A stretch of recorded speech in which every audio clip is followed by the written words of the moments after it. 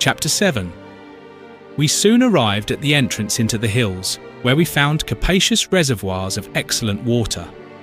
The whole of the day was occupied in the ascent and descent of mountains of great elevation. A few Vaziri huts of miserable appearance occurred in some of the watercourses. Our people procured fire from the inhabitants and did not wish me to make myself too conspicuous. We halted a while at a spot where 2 or 3 vines were hanging over a spring of water and were joined by several persons, although we did not see their habitations. I did not consider we were in any particular danger amongst these hills, indeed, so far as I could judge, in none. The Vaziris, although notorious robbers, in common with other lawless tribes, regard the descendants of their prophet with awe and a feeling of respectful reverence, and esteem themselves fortunate to receive their benedictions and other little aids their superstition teaches them to think essential, which they, the Saiyads, liberally bestow, as they cost them little. We had, moreover, the Bannu guide with us, whose protection would probably have availed us more in case of need than the hallowed character of the Sayyad. The Vaziris and people of Bannu being on a good understanding, one party would consequently be careful not to invalidate a safe conduct afforded by the other. It was clear also that the Malik, a prudent man, had given us a steady and trustworthy guide. While it was yet daylight, we passed around the brow of a hill, opposite to which, and separated by a watercourse, was a much higher one, on whose summit were a series of walls, describing the ancient fortress named in these parts Kafr Kot, or the Infidels' Fortress. Above the path we were following, the rocks were so arranged that I was doubtful whether the peculiarity of structure was the effect of art or of the sportive hand of nature. They wore the appearance of decayed buildings, while on the verge of the hill was a parapet, or what so nearly resembled it that, in the cursory view my time permitted me to take, I did not dare make up my mind respecting it, and I would have been very glad, had not the fear of losing my company prevented me from staying, to have satisfied myself. Kafr Kot is believed by the natives to have existed before the Mohammedan invasion of India. The stones employed in its construction are represented to be of wonderful dimensions. I have been told by a gentleman who has visited it that he did not consider it so ancient, as there are embrasures for artillery in the towers. The natives, in reply to this objection, affirm that the embrasures are modern additions. The fortress has long since been abandoned, owing, it is said, to water being distant. This is one of those places which deserved a more rigid inspection. A line of massive wall, wherever found, is styled by the present inhabitants of these regions Kafr Kot or Kila Kafr, equivalent and general terms, which, in most instances, ill explain the nature of the remains of antiquity on which they are conferred. So far from having been originally places of defence, the greater number of them denote the sepulchral localities of bygone races. In the remote and sequestered sites in which they are found, it is inconceivable that large towns and fortresses should have been fixed. The former could not have flourished, and the latter would have been of no utility. Whatever may be the character of Kafr Kot, it would have afforded me pleasure to have visited it, particularly as, with reference to its adaptation as a fortress in modern times, it has sometimes occurred to me that it may be the Naga mentioned by the historians of Amur Taimir as in the vicinity of Bannu, although it will have been noted that there is a Naga in the district of Bannu itself. Night overtook us amongst the hills, and our guide was desirous that we should rest and await the morn, to which the Sayyad would not consent. At length, to our great joy, we cleared them, and traversing for about 2 kosses a broken and stony plain, where the white pink grew abundantly in a state of nature, we arrived, after the period of the last prayers, at a village, seated on the skirt of another and smaller range of hills.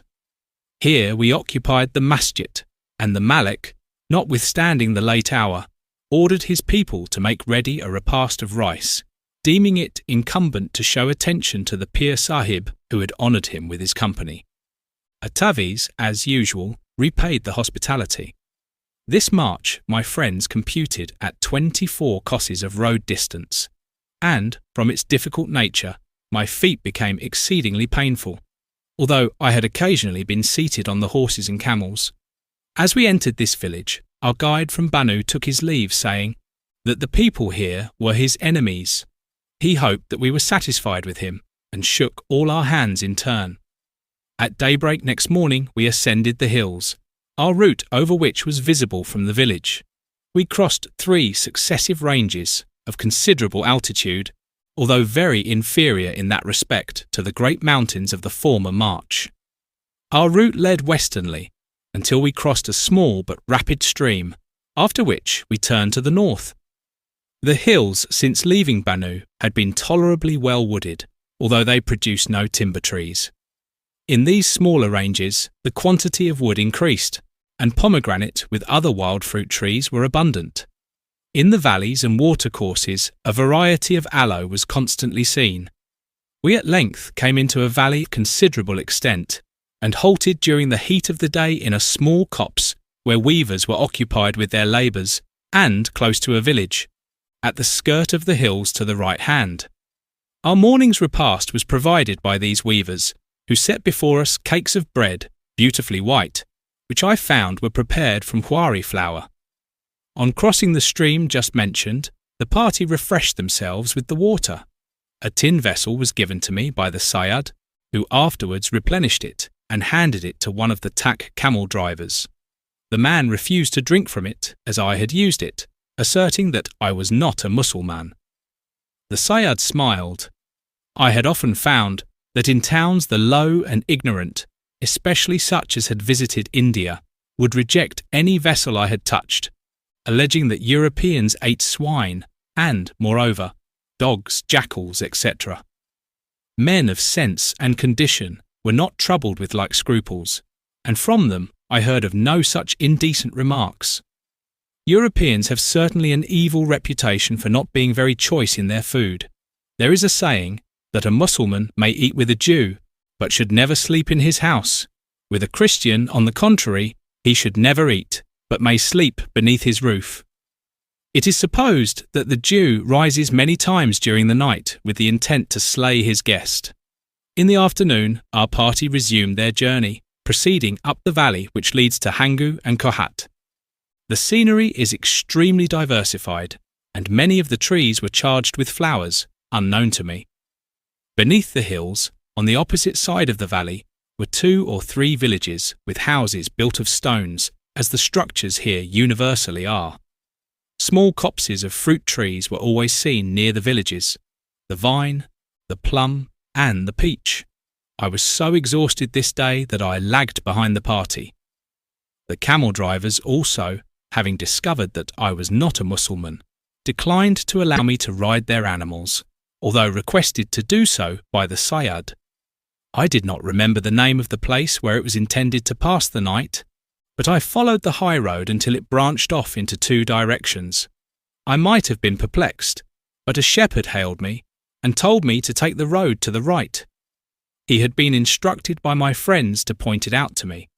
I was soon overtaken by an armed man, but I could understand little of what he said, his dialect being Pashto. I saw, however, that he intended to be very civil. In his company, I arrived at a village where I found the Sayyad and his party, and where we passed the night. The village was called Ahmed Koza and had a small bazaar. In the morning, we traced a road skirting the hills to the left, the valley to the right having considerable expansion, with 2 or 3 villages and much cultivation. In the course of our progress, we passed many small groves of mulberry and other trees, where masjids were erected, with dependent and contiguous wells of water, serving at once as places of repose and refreshment to the weary passenger, and for devotion. The union of these objects I judged extremely decorous and commendable, and as reflecting credit on Mussulman manners and hospitality. I often availed myself of them on this day, for the sad state of my feet did not allow me to keep pace with my friends. I had long descried, on the summit of a lofty hill, a white tomb, arriving parallel to which was the small town of Hangu, in a recess of the hills, with numerous gardens or orchards of fruit trees in its vicinity. It was said, I believe, to be 8 kosses distant from Ahmed Koza.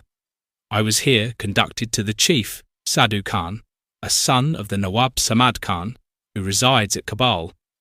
He received me courteously and invited me to stay some days with him, to which I had no difficulty in consenting, as the road was not now so dangerous, and companions could at all times be procured.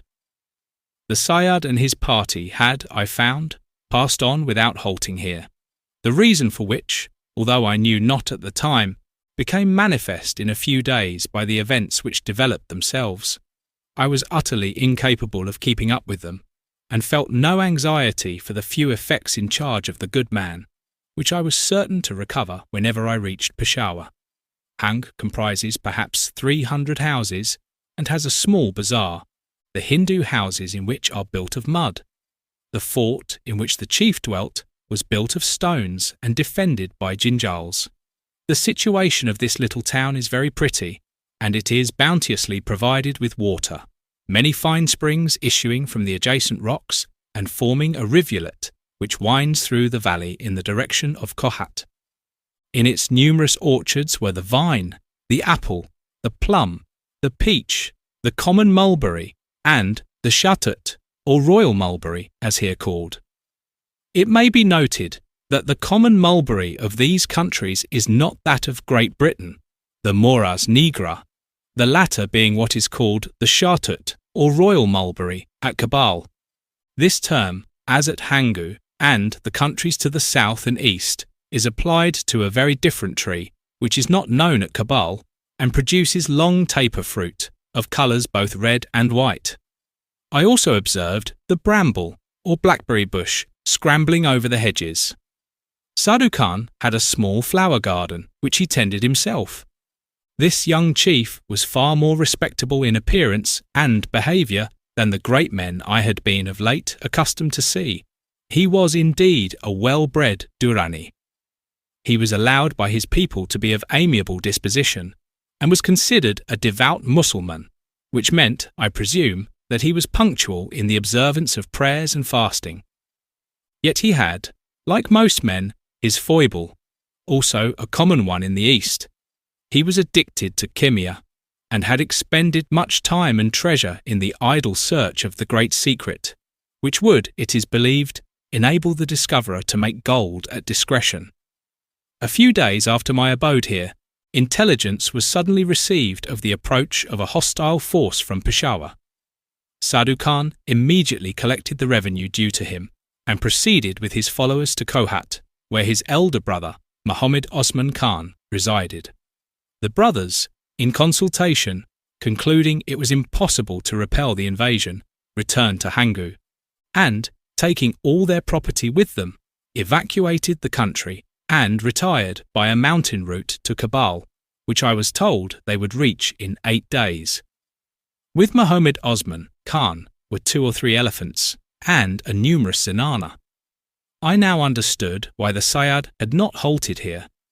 He must have heard of the expected movement, and was aware that, as an agent of Sultan Muhammad Khan, he would have been liable to detention, and that the presents he was conveying would, in all probability, have been taken from him. I had a good opportunity of passing on to Kabul, had my feet justified the thought that I could have kept company with the retiring host. Although improved by rest, they were not yet quite well, so I scarcely entertained the idea. I had also a few papers amongst my effects in the Sayyad's charge, to which I attached a value at the time, and did not wish to lose, although it subsequently proved that I was unable to preserve them. Hung having been abandoned by its chief, I had no inducement to remain there, and accordingly proceeded up the valley on the road to Kohat. The scenery was extremely beautiful, the valley never very broad, in turn contracting and expanding, but always well filled with trees, generally mulberry trees, I presume indigenous, whose fruits were now ripe. Villages occasionally occurred, in all of which I was kindly received. Near one of these I met a small reconnoitring party from the Peshawar force. The leader asked me a few questions, but at the same time assured me that he had no intention to molest or interfere with me, a stranger. At a village called Lo, a Sayyad made me his guest, under the idea that, as a Ferengi, I must be acquainted with some secret which he hoped I would impart to him. Here were a profusion of springs of water and many gardens of plum trees and vines, the latter supporting themselves on the branches of the former. In this village, as in the other ones I had passed, the Hindus had deserted their dwellings, having paid the year's impost to their old rulers, and being fearful to be compelled to pay it over again to their new rulers. From Lo, I continued my route up the valley, delighted with its picturesque appearance. At length, I met a second party of mounted men, attended by 2 or 3 fellows running on foot. The latter stopped me and searched me so roughly that my shirt was rent. Addressing myself to the leader, who told me his name was Fazl Khan, I remonstrated in strong language against such cowardly treatment, and asked him if he did not think he ought to be ashamed of himself. He expressed regret that my shirt had been rent, but directed one of the men to escort me to Pir Muhammad Khan, the commander of the invading force. The fellow instantly seized my shirt collar, on which I bestowed a few imprecations on Fazl Khan, who rebuked his myrmidon, and told him to conduct me decently, and not as a prisoner. The fellow then took me by the hand. Pir Muhammad Khan was the youngest of the 4 brother Sirdars of Peshawar, and I found, with his troops, was close at hand. We soon came to the camp, located beneath the shade of mulberry trees, and I was led before the chief, who happened to be passing along in a palki. He silently acknowledged my salutation, and was told by the man who brought me that I had been met on the road, but had no papers. The man was dismissed, and I was taken to the darbar which the Sirdar was now proceeding to hold. He was very sulky, and did not address a word to me, although at times he took a minute survey of me. The various minor chiefs were very civil, and supplied me with fruit, unripe plums, which, by the avidity with which they devoured them, they seemed to prize more than I did. During this audience several messengers arrived, all announcing the departure of the 2 brothers from Hangu. Pir Muhammad Khan hypocritically expressed his satisfaction that they had adopted the prudent part and declined battle, observing that they were his relations, nephews, and Mussulmans. I had been seated by the side of Shakul Khan, a cousin of the Sirdars, the second in rank in the camp, and of high reputation as a soldier. He was young, frank, and ingenuous, and his manly deportment testified that his character for valour was not exaggerated or undeserved. When the darbar closed, he took me with him to his quarters, and we were engaged in conversation and smoking the huhak, which he freely gave to me, until he was summoned to the noon repast in Pir Muhammad Khan's tent, on which a young man, the son of Abdul Wahab Khan, a chief of consequence, took me by the hand and led me to his quarters, telling me I must be his guest while in the camp. My new acquaintance, I found, had but lately returned from Ludhiana, where he had been in the service of the ex-king Suja al-Mulk. He there had become, in some degree, familiar with Feringis, and hence the cause of his civility to me. On the following morning the troops marched for Hangu, a salute of artillery being first discharged in honour of the conquest of the country. I bade farewell to my friend, and took the road to Kohat. This place was situated midway between the 2 towns, being 6 kosses from either. There was a pretty village seated at the foot of an eminence in the midst of the valley, on whose summit was a well-built tomb. After proceeding about 3 kosses, the valley considerably widened, and disclosed a large plain, at the upper end of which was the town of Kohat. The villages in this part were not so numerous. On reaching Kohat, I was entertained at the house of a mullah, being conducted there by a young man with whom I had joined company on the road. The town is seated on and about an eminence, and is walled in. On a superior mound is the citadel, not very formidable in appearance, and much dilapidated. It serves for the abode of the chief, and is furnished with a garrison. The kudile of the place is agreeable, and the whole has an aspect of antiquity, which Hung has not. The bazaar is considerable, and the Hindus have a brisk domestic trade. There are some manufactures carried on, and that of rifle barrels is extensive and of good reputation. There are many gardens in the neighbourhood where the fruits, although neither very abundant nor particularly esteemed, are those both of cold and warm climates. The fruits of Kabul are seen mingled with those of India, a mango tree, the only one indeed of its species so far north on the western side of the Indus, flourishes and bears fruit in company with apple and walnut trees. The principal masjid in Kohat is a handsome edifice, comparatively speaking only. It is more distinguished by the baths belonging to it, which are commodious and filled by springs of water gushing from the rock on which the masjid is built. The water of Kohat is much vaunted for its sanative properties. That of Hangu, although beautifully transparent, is reputed to be unwholesome. Kohat, the capital of a province, is but small. I question whether it contains 500 houses.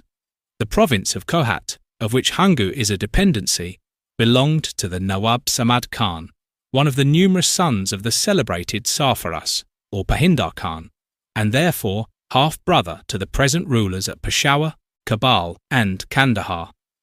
Possessed of great wealth, he resided at Kabul and committed the government of Kohat to his sons.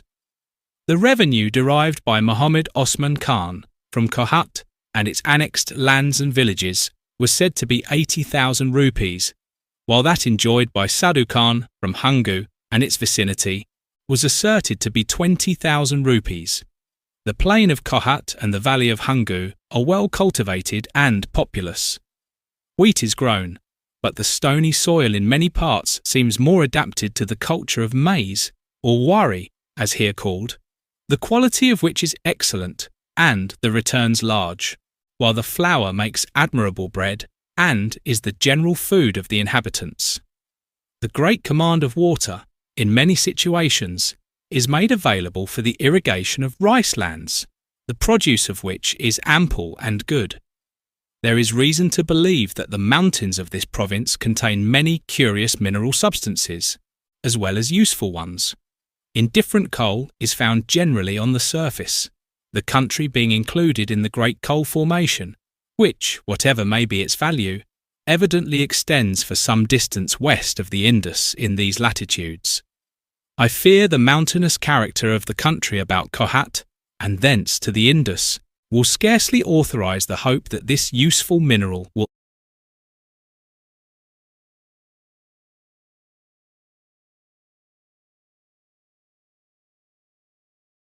ever be found, but in veins too thin to repay the labour of extracting it. Perhaps it may be in greater quantity at Kanigoram, where it is found in conjunction with iron, which is constantly worked. But from this place to the Indus, the transport would be difficult. I have procured specimens of asbestos, said to occur in veins parallel with the coal strata at Kanigoram, and both are stated to be in a hill. Jet and other bituminous products are also brought from the neighbourhood of Kohat, as well as fluid bitumen, or mumia. We are told of lapis lazuli, or a stone resembling it, and of indications of copper, to be found in the rocks between Kohat and Hangu. It will have been noted that the mountains of Bangush are well wooded, therefore there is abundance of fuel, but there are no large timber trees. The climate appeared to be temperate, and I should have supposed genial, but it is complained that hunger is unhealthy, the cause whereof is referred to the water. It is, in truth, buried, as it were, in the hills, and the circumstances which contribute to the picturesque effect of its location may impair the salubrity of its atmosphere. The inhabitants of the villages in the valley leading from Hangu to Kohat first discovered were principally Shias, as are all the tribes of the Turis, their neighbours, although not so bigoted as these, or, being under control, they are compelled to conceal their fervour. The Turis are very particular, and accustomed when they see a stranger to ask him if he is straight or crooked, putting at the same time the forefinger to their foreheads and holding it, first in a perpendicular position and then in a contorted one. If desirous to be civilly received, the stranger had better reply that he is straight, by which they understand he is a Shia, as the government of Kohat and Hangu is on all sides surrounded by turbulent and predatory tribes. It is always necessary to have a sufficient body of troops in it, both to ensure internal peace and to collect tribute from the dependent villages, who withhold it, if not enforced. The little village of Ahmed Koza had been, but recently, I was informed, compelled to pay tribute by Sadhu Khan. About this time, or a little previous to my visit, the Sirdars of Kandahar and Peshawar, jealous of the prosperity and growing power of their brother Dost Muhammad Khan at Kabul, had concerted a plan to attack him on either side. In furtherance of this combination, the Peshawar army was to have marched upon Jalalabad, while that of Kandahar was to advance upon Ghazni. In anticipation of the simultaneous movement, Pir Muhammad Khan had now possessed himself of Kohat as the Nawab Samad Khan, although their brother was, from his residence at Kabul, considered in the interest of Dost Muhammad Khan. Whether he was so or not, and it did not follow that he was, the opportunity to acquire an accession of territory so conveniently situated was too tempting to be neglected. It struck me that the approach of Pir Muhammad Khan was entirely unexpected, and Sadhu Khan spoke of the whole business as a most flagitious one. The plain of Kohat appears on all sides surrounded with hills, on the summit of one of which, to the north, is seen a watchtower, by which the road to Peshawar leads. The ascent to this is long and difficult, and said to be dangerous, the adjacent hills to the west being inhabited by lawless tribes who are not Mussulmans. They may be Shias, who would not be considered Mussulmans by the orthodox Sunni inhabitants of the town of Kohat. I, however, having little to apprehend, as I had nothing to lose, started alone and made for the hills. Where the plain ceased, a long and open dara or valley commenced, where it was evident the Peshawar troops had been for some time encamped prior to the retreat of Muhammad Osman Khan from Kohat, and this valley continued to the foot of the Kotal, or pass. I ascended the mountain and safely reached the summit, on which stood the tower, having met no one on the road. The tower was deserted. From this point, a long descent brought me into a valley, where were signs of cultivation. As I followed the road through it, I was overtaken by a man who said nothing, but walked by my side. He offered me a piece of bread, which, to avoid giving offence, I accepted. He then picked up a blade or two of grass, which he twisted, and, still preserving silence, repaired a casualty in one of my shoes. We arrived at a pond of water, which I was passing, when my companion, who I had began to suspect was dumb, asked me if I would not drink. We now parted, his course being different to mine, and I again proceeded alone. I soon arrived at a village seated up the hill to the right, to which I went and rested a while. The water here is procured from a spring in the rocks above the village, and this spot I also visited. Beyond this village, the valley contracted into a defile, over which a substantial band, or rampart, had once been projected. It is now in ruins and unheeded. Passing this, the defile opens upon a plain of large extent, and a village, distinguished by its towers, is seen under the hills to the left. Leaving the high road, which leads directly across the plain, I struck off for the village, which was named Bangi Kel. I found a Durrani there with his servant, who told me that the village on the hill which I had passed belonged to him, that is, that he received the revenue from it. He regretted that he had not met me there, as he could then have better shown me attention. As it was, he was very civil. In the morning he followed the road to his village, and I was going to take that for Peshawar, when the Pathans of the village were so urgent in entreating me to pass the day with them, that I acceded. I was now led to the Hujra, or house set apart for the accommodation of travellers, and where, in the evening, the old and the young assemble to converse and smoke the chillum. Here was hung up a musical instrument for the use of those who were qualified to touch its harmonious strings, The water at this place was excellent, but brought, I think, from some distance. Most of the males went out during the day to the fields where the harvest was in progress, and they sallied forth, fully armed with matchlock, sword, and shield. I passed here the second night, and the ensuing morning was about to leave, when an idiot, who being unfit for labour was unasked to perform any, and therefore generally loitered about the hudra, asked me for my cap. I could not give it to him, as to walk bareheaded was out of the question, on which account he might as well have asked for my head.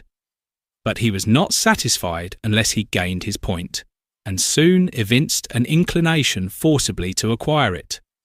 I had received 2 or 3 slaps on the face, and more buffets, and was at a loss what to do with the fellow, being averse to strike him, if it could be avoided, when luckily someone appeared, and I was enabled to get off before the matter had grown serious, and while I yet retained the cap coveted by the poor man. I speedily regained the high road. The plain was partially cultivated with wheat, and the parties engaged in cutting it had always their arms piled near them. Beyond this space, a fresh defile, amongst low hills, led into a much larger valley, under the hills encircling which, both to the right and left, were villages and gardens. I hailed with pleasure these appearances as a token of my approach to a populous region. As I proceeded along the road, 2 horsemen galloped towards me from a small copse of trees at some distance. I was considering what might be their intention, having no thought but that, at the best, they were soldiers of Pir Muhammad Khan, and that I should again have my shirt rent and be searched for papers when they reached me, and one of them, before I could divine what he was about to do, had dismounted and embraced my feet. What was my astonishment when I beheld an old acquaintance, Sayyad Muhammad, a Durrani of Peshawar. He had recognized me, or rather, I may say, the Feringhi cap, which I had not long before been in danger of losing.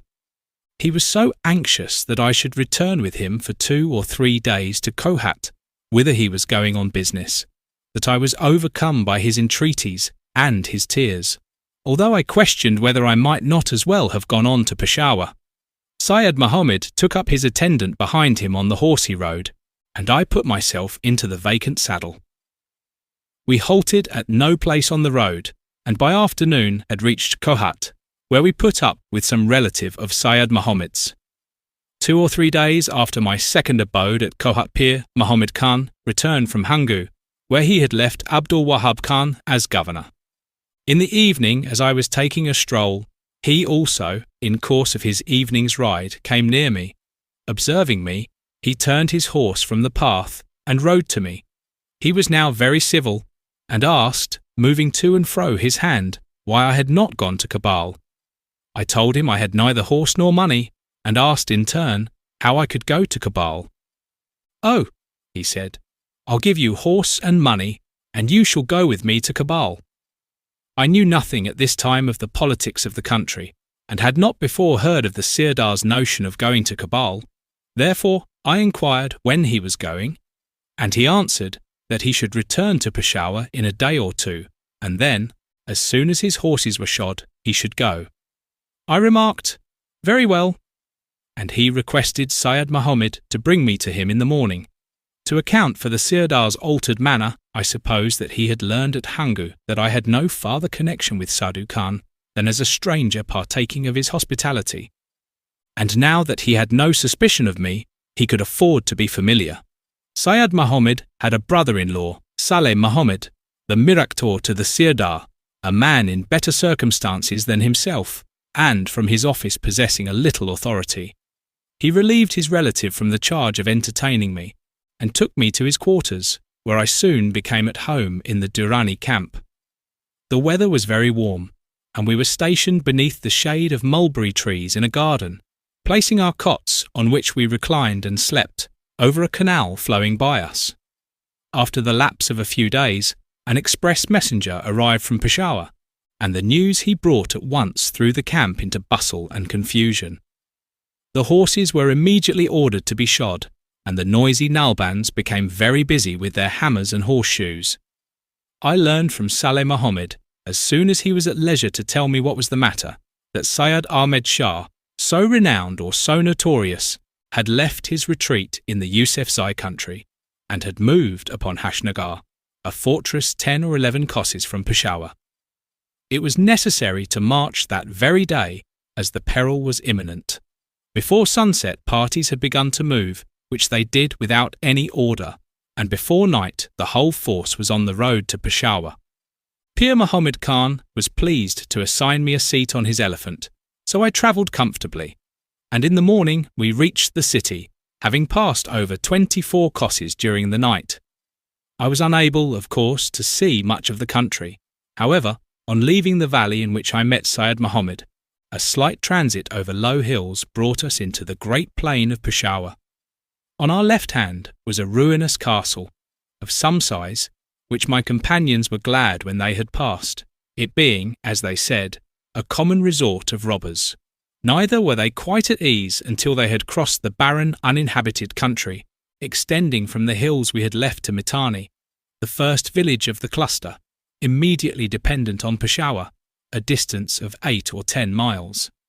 The range between Kohat and Peshawar extends easternly to Attak, while westernly it stretches to Safed Koh. Other parallel ranges compose the hilly tract inhabited by the Khyberis and Momans, which separates Peshawar from Chura and the Jalalabad Valley.